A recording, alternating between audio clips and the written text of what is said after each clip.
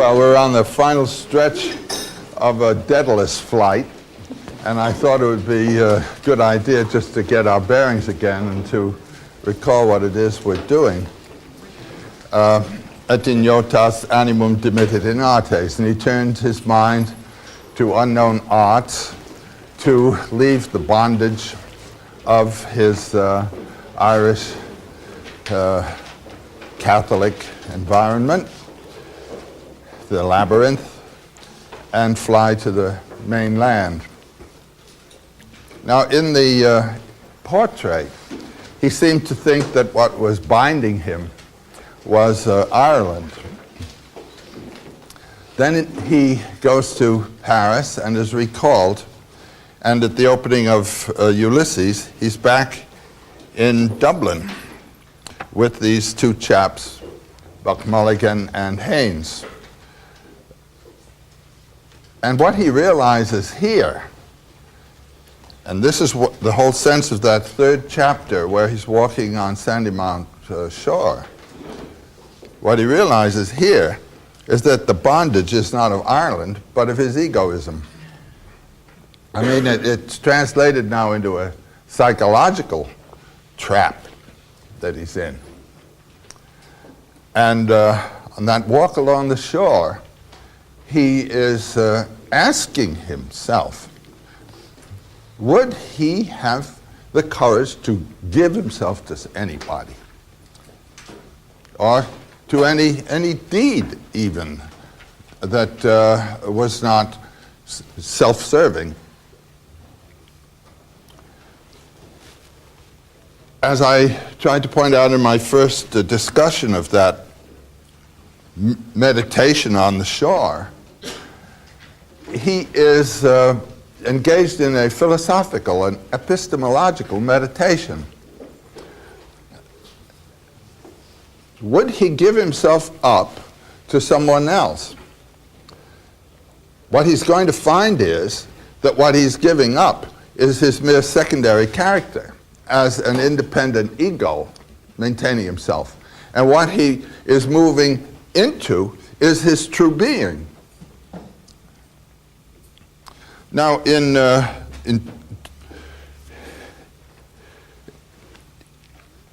working the thing out, he uses those two words of Schopenhauer, the Nebeneinander and the Nacheinander, the beside each other, space, and the Nacheinander, which is time. And then he comes to the problem of causality. Now, this is basic Schopenhauer thinking. Kant, in the Critique of Pure Reason, had, in the first section, Transcendental Aesthetic, spoken about our reception of experience, our apprehension of experience, as being enclosed and in and conditioned by time and space. We don't have experiences except in this context. It's as though we had lenses, time-space lenses. And what is the relationship of these phenomenal objects in the field of time and space to true being, the Ding an sich, as Kant called it, or as Joyce calls it in Phineas Wake, the Ding wat in itself id est. What is this Ding an sich? Well, since all things are enclosed in time and space, this thing in itself, which is transcendent of that, is no thing. That which is no thing. The second part of the Kantian critique has to do with our thinking about the objects that we experience. And all of our thinking is bound by what Kant calls the categories of logic. And these categories include such things as being and not being.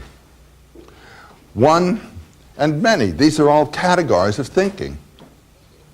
Now, the word God is supposed to refer past itself to an absolute mystery. God is beyond our knowing and naming, and yet using the word God, we've named it. So God is not God. That's all there is to that. And in Meister Eckhart, we hear the ultimate and most difficult leave-taking is the leaving of our notion of God for God. And our notion of God is historically conditioned by our culture, as is all of our thinking. And it's this that our friend Stephen realizes he's got to break out of. Not only the ego, but also this whole conditioning field.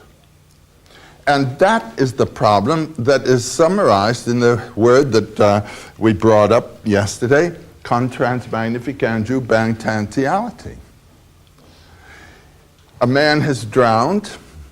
The drowned man in the sea becomes symbolic of the Ding an sich. That is to say, the hidden thing which is drowned in the sea of our phenomenal experiences.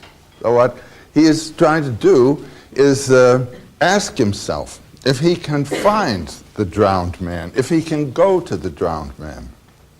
And what finally turns up in the relationship to Leopold Bloom, a man whom he hardly knows, is that I and thou, we are, in terms of the transcendence of time and space, the same. Now this is an idea that Schopenhauer presents in his paper on the foundation of morality. I am absolutely convinced that Joyce is following Schopenhauer here. And he mentions the name only once or twice in the whole history of this document.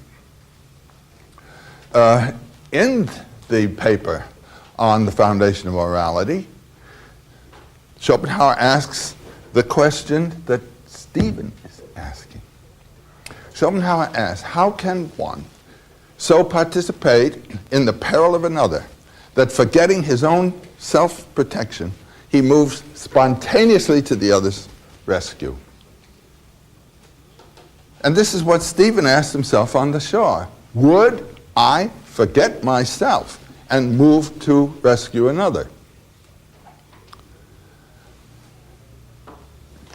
Move to rescue another, not in the way of something that you regarded as your duty. That would be from up here, but in the way of a spontaneous act. And how is it that our first law of nature, namely self-protection and self-defense, is suddenly dissolved and another law take over, so that the impulse is from another level? And Schopenhauer's answer is, this is a metaphysical realization, namely, you and that other are one. That's the problem that Stephen is facing here. Now, Schopenhauer has another paper, and this is called Transcendental Meditations or Thoughts on the Apparent Intention in the Destiny or Fate of an Individual. Transcendental thoughts on an apparent intention in the fate of the individual. Eine anscheinende Absichtlichkeit im Schicksale des Individuums. He says,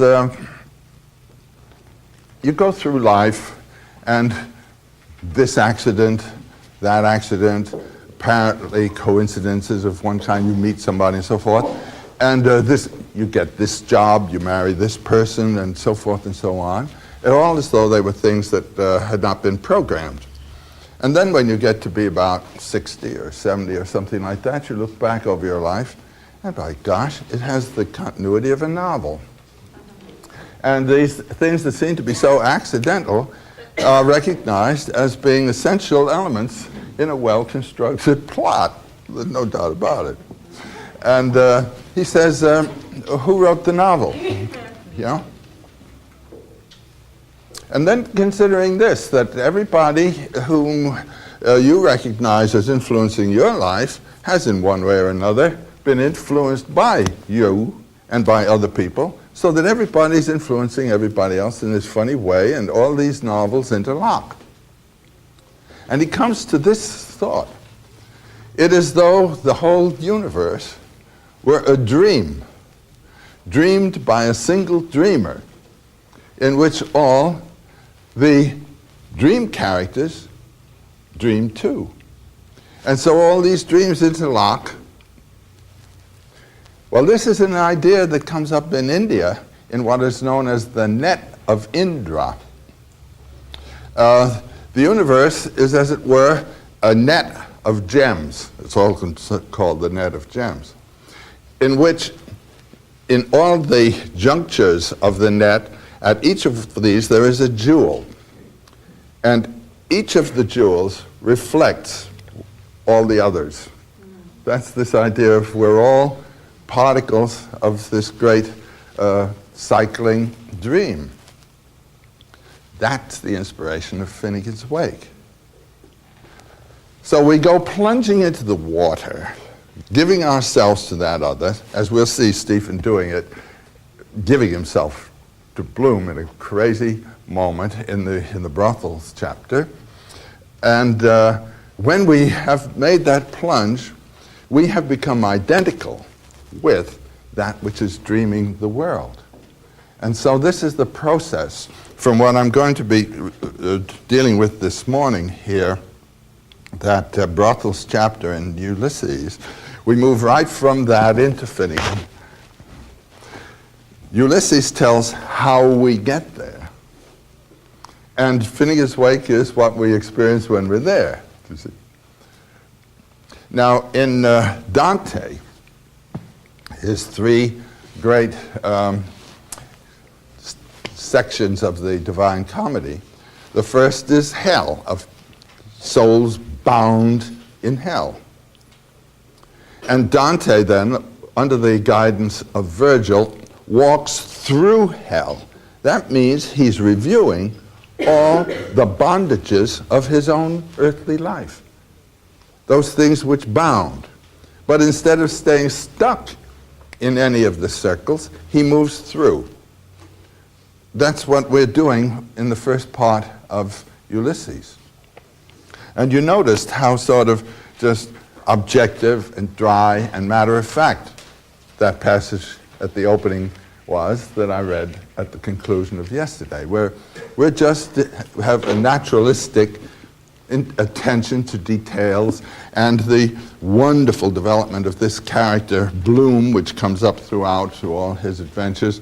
You really get such a picture of a man as nobody has ever rendered in literature before. I mean, every detail of this man's thinking and feeling. But then in Purgatory, we begin to move up a mountain, the Purgatorial Mountain. You know, in the Middle Ages, it was thought that the world was a sphere, but that the southern hemisphere, the lower half of the globe, was all water. No one had ever gone down south of the African bulge there, of West Africa. It was thought it was all water down there. And the idea was also that when Satan was thrown out of heaven, he struck the earth with such force that he plunged right to the middle of the planet and is stuck at the very middle of the planet. So the central core of our earthly life is the devil. He's stuck there. And when he went plunging through, a great chasm was opened. That's the chasm of the pit of hell. But all the earth that had been in that chasm was forced out the other end, so that rising out of the southern water is a mountain, and that's the mountain of Purgatory. So we start with this perspective, moving down through hell, and then in the middle, there's a wonderful moment in the Divine Comedy when Dante and Virgil are crawling down the leg of the devil. His genitals are right at the center of the sphere of the universe. They gradually realize they're not going down, they're going up. See, they've gone through the center and they're now climbing. So they come up then, and here then is the great Purgatorial Mountain. Now, the purgatorial mountain represents stages in being divested of the weight of sin. There are 7 sins: pride, covetousness, lust, anger, envy, gluttony, and sloth. And pride is the sin of sins. That means attention to your ego, egoism. This is the sin that our friend Stephen has to get rid of. And as one climbs the mountain, the ascent becomes easier and easier and easier because you're throwing off one sin bondage after another. And then you come to the earthly paradise. This is what Finnegan's Wake is. The earthly paradise on the summit of the purgatorial mountain. That is where Dante leaves Virgil behind and sees again and meets the Beatrice, who had died in the middle of the Portrait de Artesian, of the Vita Nuova. So the second part of Ulysses, after that thunderclap, which is the voice of God, and the compassion, Mitleid is the German, and that's the word that Schopenhauer uses as being the impulse energy that moves us to the rescue of another, to the recognition of ourselves in another. After that, we have a gradual purgation that's taking place. And this thing comes to its culmination in the brothels chapter.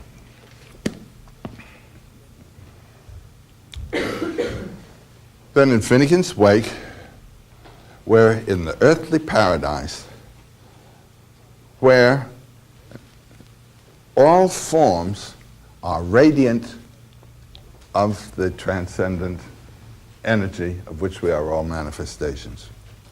In ordinary life, we are opaque. The artist must so arrange the forms of time that the radiance becomes experienced. Integritas consonantia claritas. And in the earthly paradise, all things are radiant in this way. That's why living in Japan is such a pleasure. Because these are people with very strong aesthetic accent. And everywhere you look, you experience the radiance, or at least I do. And that is really the earthly paradise. I have one friend who said the United States should conquer Japan and turn it into a national monument. The world of art is the earthly paradise. It is the world where the radiance shines through the forms. And then, of course, Beatrice takes the lead and guides Dante from the earthly paradise up through the spheres. And here you leave the material altogether and come to the realm of sheer spirit. And this, of course, was what Joyce was going to give us in the 4th book, which was never written.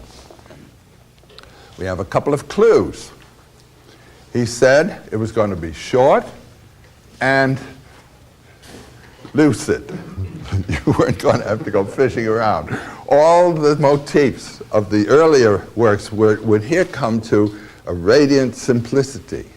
It's a great loss we don't have this. And what was it going to be about? It was going to be about the ocean, the sea. Now, I think I know what he had in mind.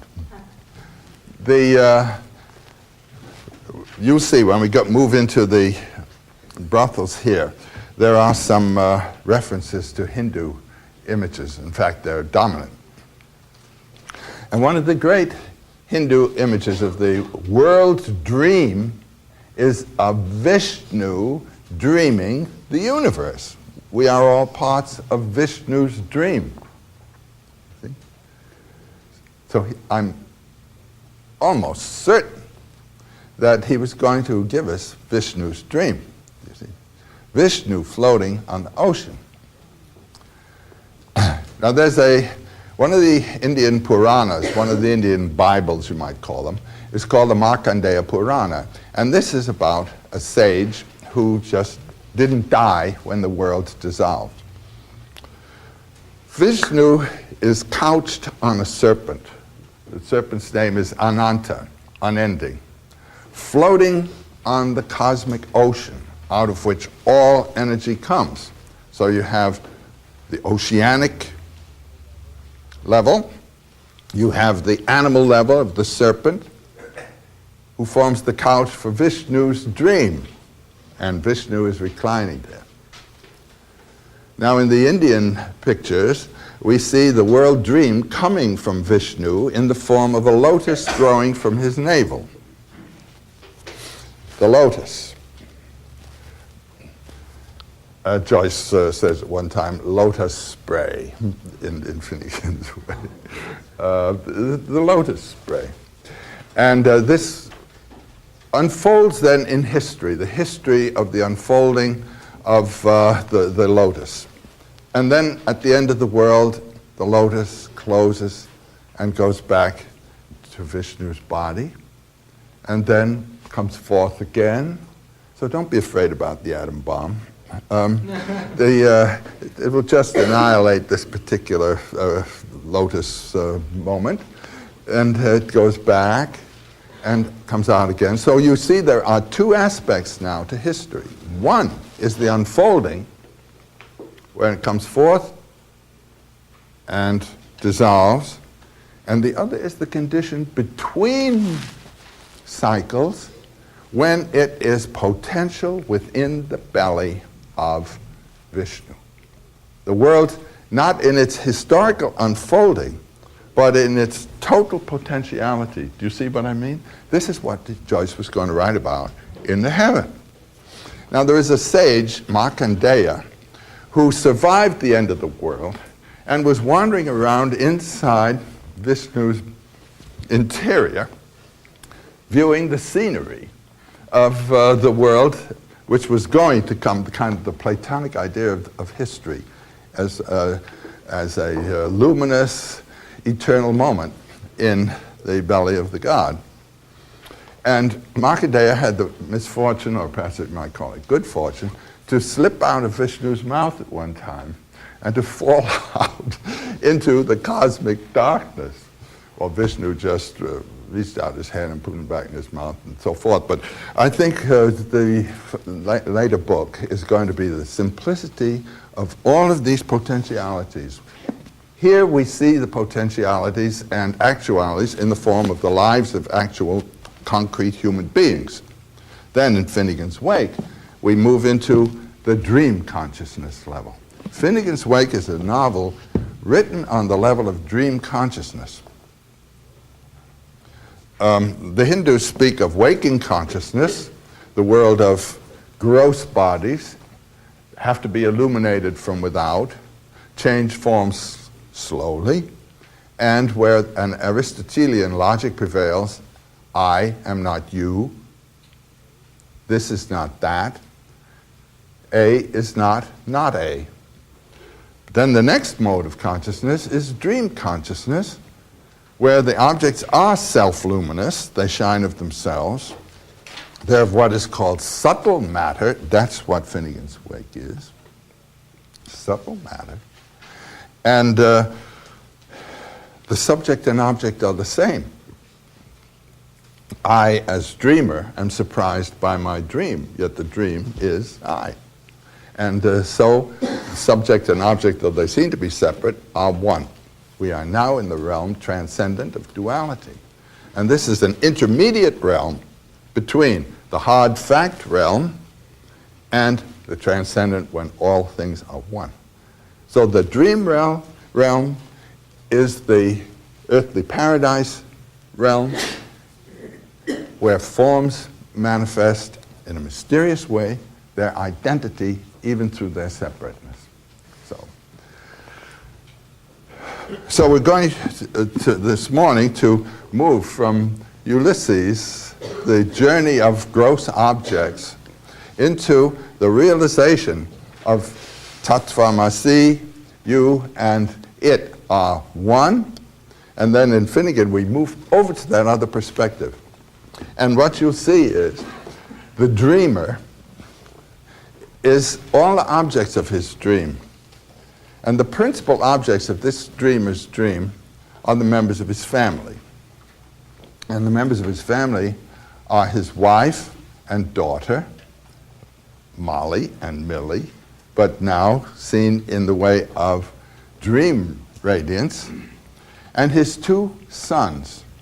One, the pen man, and the other, the successful political guy and the winner. The pen man, the loser, the other one, the winner. And who are they? Stephen and Buck Mulligan. But these two become just shadow. They are grotesque caricatures playing over the surface of the dream. And the real basic figure is the father, the dreamer, whose sons are, you might say, concretizations or realizations of a dream that he had when he begot them, and so forth and so on. It's a radical transformation of style, as you'll see, and when we move into the Finnegan. Now with this, I think I should go on explaining something about Finnegan, because it's to this that we're moving through the Ulysses passage. How many in this room were at the lecture I gave on Finnegan's Wake the other evening? Oh, well, then you got most of the story. I'll just review the main lines very concisely.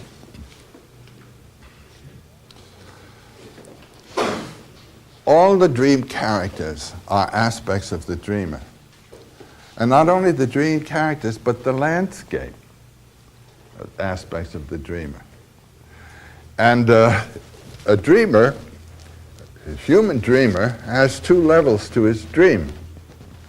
One is the level having to do with his personal experience, his personal life. But the energies of the dream are those of the human body. And so there is a collective or general aspect to the dream as well as the personal one. Your personal life guidance is gradually extinguished as you go into sleep. And you carry with you a residual recollection of your life. But you're moving into a sphere of permanent energies, the energies of your body.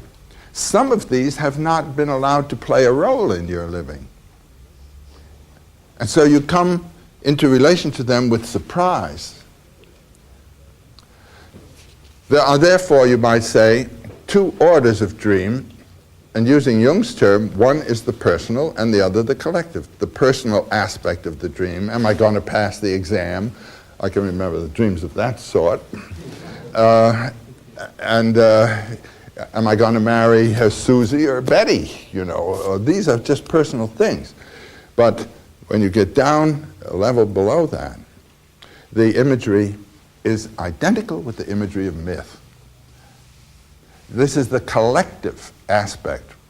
As I was saying a couple of days ago, distinguishing between Freud and Jung. Freud emphasizes the biographical aspect of a dream, your biography, what happened to you. So that in a Freudian analysis, you're going back trying to find out what it was that happened to you when the baby carriage rolled off the porch, something like that. Then there is another level to the dream energies, and that is of the biology. And your biology is related to the biology of plants and animals. They too share the life energies.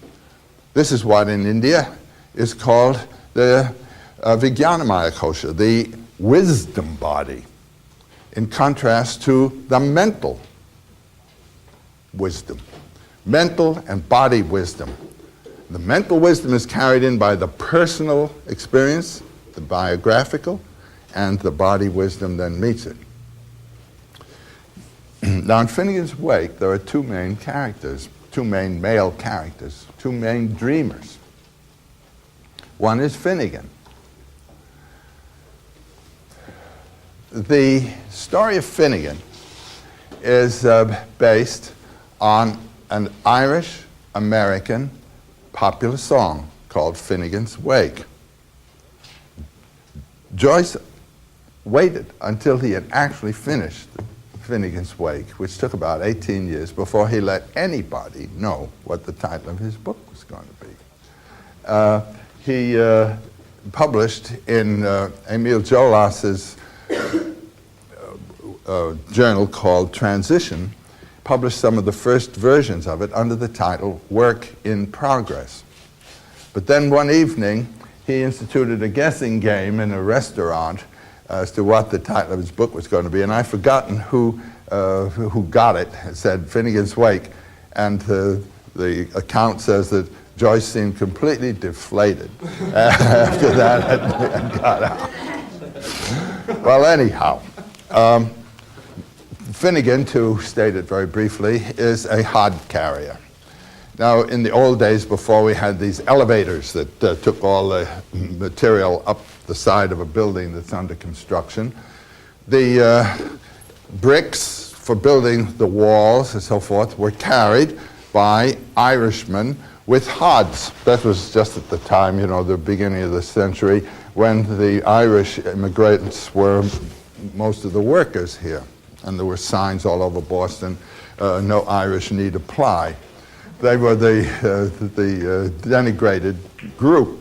So here we have all these Irishmen with hods carrying bricks up ladders from one level to another, and then after they dump the bricks, they come down another set of ladders without any bricks in the hods, but just air. So they're carrying matter up and spiritus, air, down, and they're circulating matter and spirit. And it's kind of a ever-circling chain. Well, Finnegan is one of these chaps, and he's climbing the ladder. Now, like many of his race, he likes whiskey. The word whiskey, translated into English, means water of life. And the whiskey that he's particularly fond of is Jameson's whiskey, which is an Irish whiskey made in Dublin from the water of the River Liffey. Well, the River Liffey happens to be the heroine of Finnegan's Wake. And so here's the river, little mother river, Anna Livia, Anna Liffey, Plurabelle, variously beautiful. And the extract, that's to say the real juice and magic of the river, is in whiskey. So he is drunk one day and falls from the ladder, falls down. And his friends think he's dead and carry him home, and we have the wake. During the wake, everybody's dancing. It's a real Irish wake. Everyone's having a lot of fun. And lots of fun at Finnegan's Wake is the refrain. Somebody spills some whiskey over Finnegan, and he gets up and dances at his own wake. That's the Finnegan's Wake. And you get the story of death and resurrection and throwing off the shackles of death and so forth and so on. But in Finnegan, when Finnegan begins to move, to get up after the whiskey's been spilled over him, they hold him down. They say, no, you just stay where you are. Now be easy, good Mr. Finnemore, sir, and take your leisure like a god on pension, and don't be walking abroad. Sure, you'd only lose yourself in Heliopolis now the way your roads in Capilavasta are that winding there after the Calvary.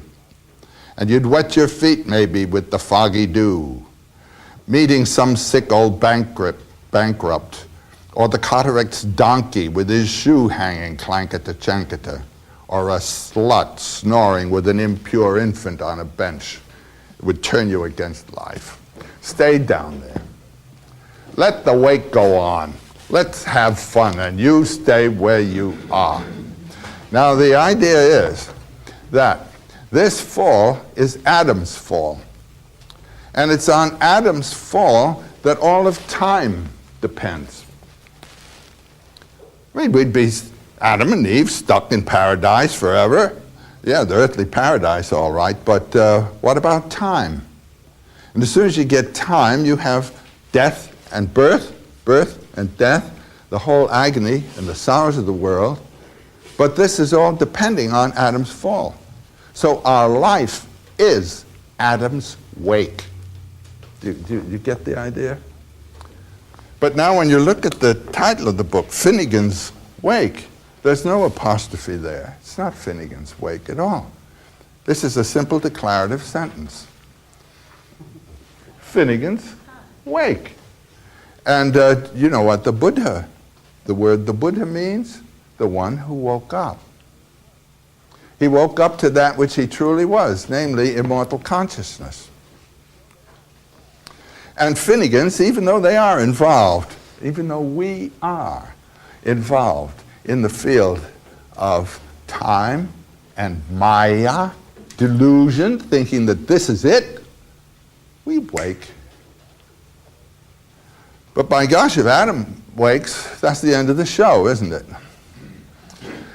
So let's hope he stays down and let's enjoy the fun of plurality, realizing that we're all one. This is the condition of the Bodhisattva, the one whose being is illumination and yet joyously participates in the sorrows of the world. That's Finnegan's Wake. I mean, this is a fantastic thing he's done with this. But then the other thing, of course, is Finn again. You know the little side. There was a man named Michael Finnegan. He had whiskers on his chin again. The wind came along and blew them in again. Poor old Michael Finnegan. Begin again. There was a man named Michael Finnegan. The great hero here is Finn McCool, the great pre-medieval pagan guardian of Dublin, who was a giant. And so it's as though the whole history of Dublin, which is the history of the world, were the dream of Finn. He's the dreamer. This is an echo of Blake, Albion's dream, the dream of Albion, which is Britain. This is Ireland's Albion, you might say. As I said in my talk the other evening, all through the time of the Watergate trial, I had the strange feeling that I've read all this before. And when Agnew said, this is a nightmare, I got it. It's Finnegan's Wake. The Finnegan's Wake is the dream, the nightmare of a tavern keeper living just in a lovely little suburb just on the edge of Dublin called Chapel-Izod. And that means the place where Isolde was born and lived. And Chapel-Izod is right on the edge of Phoenix Park, which is the public park in Dublin. And the phoenix is the bird that burns itself to death and comes to life again. Somebody once said everything around Dublin was made for Joyce. The words can be just given a little twist and you get the same old story. So Finnegan born again, and they are alive again, and the phoenix alive again, and Phoenix Park as though it were the Garden of Eden, where man fell but life began, all add up. Now there's a word that comes, I think, originally from Augustine. O felix culpa, O happy fault, O happy sin of Adam that brought to us the Savior. There would have been no coming of Christ if there had not been the sin. O felix culpa. And Joyce speaks of, "O Phoenix culprit." This is the mystery. And then finally, just to give the clue of where we're going, and this is the reason I'm dealing with this now before the Ulysses, is to point out the destination of our trip. This is where we're going to as we go through the brothel thing here. There's a number that occurs throughout the book, and it's 1132. It occurs as a date, it occurs as a patent number, it occurs as 32 West, 11 West 32, no, it's 32 West 11th Street, number of a street, number of people in a room, and so forth and so on. And when I was working on the skeleton key to Finnegan's Wake, I tried to interpret this number. As Bloom wanders through Dublin, he thinks occasionally 32 feet per sec, the law of falling bodies. And so it's the number of the fall, the 32. And 11 is the renewal of the decade. 1, 2, 3, 4, 5, 7, 8, 9, 10, and then 11. We start another decade, starting around again. Stephen is 22 years old, twice 11. Bloom's little son, Rudy, died when he was 11 days old, 11 years ago. So Stephen is, as it were, the return. And so I thought, well, that's 1132, the return and the fall. And then one day I'm reading, preparing a class in early Christianity, reading St. Paul, Epistle to the Romans, and I come across a sentence that seems to me to catch the total sense of Finnegan's Wake. You might say the motto of Finnegan's Wake in Paul. For God has consigned all men to disobedience. He's made us naughty, that he may show his mercy to all. And falling into sin, you invoke God's mercy. And the deeper into sin, the bigger the job for God. So, as Luther says somewhere, sin boldly. And that's what you have here. But what this implies also is no judgment. You don't judge the sinner. And Jesus says, judge not that you may not be judged. And Jesus says that so that as the rain of your Father in heaven falls on the just and the unjust, so also your mercy. So this is the challenge. And one of the marvelous things about Finnegan's Wake is the depth of depravity that he can represent here with compassion, brutality, and everything. And of course, the real love thy neighbor as thyself, which is what this is all about, and love thy enemy as thyself. The culminating problem for a true Irishman would be the phenomenon of a British person. Haynes in Ulysses here. I think it's Mulligan who says at one time, horn of a bull, heel of a horse, smile of a Saxon. The hero of Finnegan's Wake, whose initials are HCE, is English. And he is identified at times in this mythological way with Cromwell. Now, Cromwell makes Hitler look like an amateur. And I can remember when Hitler came into control in Germany, there were 3 biographies of Cromwell that were written. He extinguished the population in the north of Ireland and moved a lot of Scottish Protestants, Presbyterians in. This was known as the plantation. And it was at that time that the Irish who could escape the Holocaust took flight to Spain and the Spanish colonies. And that's why you find so many Irish names in South America. This was a wipeout. And Cromwell, and then earlier than that, Henry II conquering Ireland. All these invaders and brutalizers of Ireland are summed up in the dreamer. Well, this dreamer, the owner of the tavern, is running for political office. And there is a rumor out that he committed some kind of indiscretion in Phoenix Park in association with two young women. These are the temptresses. It was at night, and 3 drunken soldiers were witnesses in the dark. As they say, eye, ear, nose, and throat witnesses. The rumor gets out as to what went on, and nobody knows what went on. You're beginning to get the sense of the wake of the Watergate here.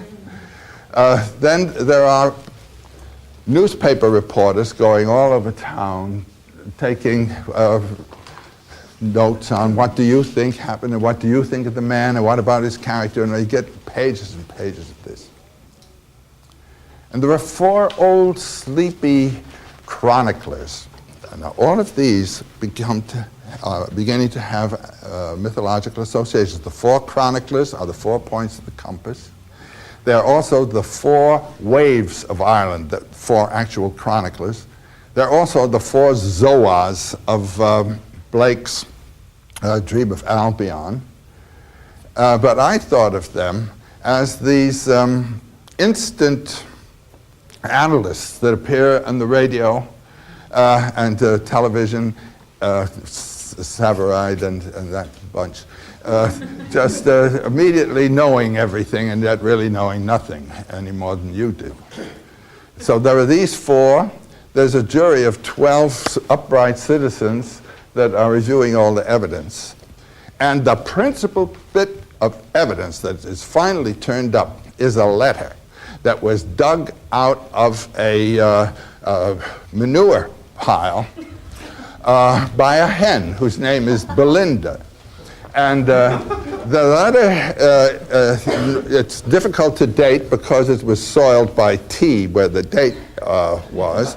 And wherever a word occurs that would really tell you who or what it was, the hen's beak has gone through the manuscript. So we have the tapes. And the principal threatening person that really overthrows HCE in his dream is a reflection of himself. So why was it that I felt déjà vu when I was reading Watergate? It was fantastic. But the interesting thing, you see, is that the scoundrel's name here, Humphrey Chimpton Earwicker, when you put the initials down only, you get HCE, which translates into here comes everybody. And here you get Hawthorne's word, you might say, as your clue. We cannot deny our brotherhood, even with the guiltiest. So this is our own story in a very amusing way and a very instructive way. So we have 2 dreamers here. We have the man in the tavern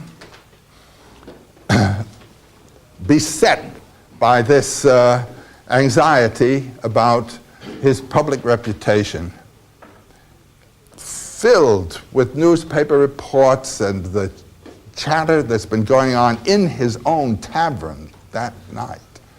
He was serving these people, and they were reciting the stories right in front of his face, you know, and eating him out of house and home, the wake. And then he goes up to bed with his wife, and this dream overwhelms him. And the dream involves himself and his wife, the old maidservant in the house, the 2 missies in the park, the 3 so-called witnesses, his children, the 2 boys and his daughter, And then his own almost incestuous love for the daughter, who is the little girl that his wife was years and years ago. And this business of each is the other, it all begins to go together in this dream. It's a fantastic affair. And it all then is resting on the energies of the biological ground, of which this personal history is but one inflection. And the dreamer of that dream is the Finnegan underneath. That's the setup here.